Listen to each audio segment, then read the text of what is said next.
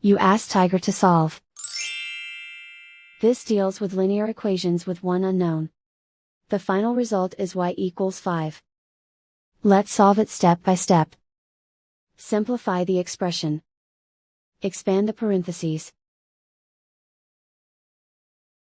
Simplify the arithmetic. Group all constants on the right side of the equation. Add 4 to both sides. Simplify the arithmetic.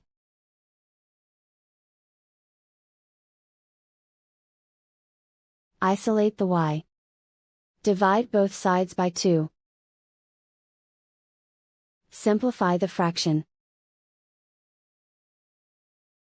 Find the greatest common factor of the numerator and denominator. Factor out and cancel the greatest common factor. And so the final result is y equals 5.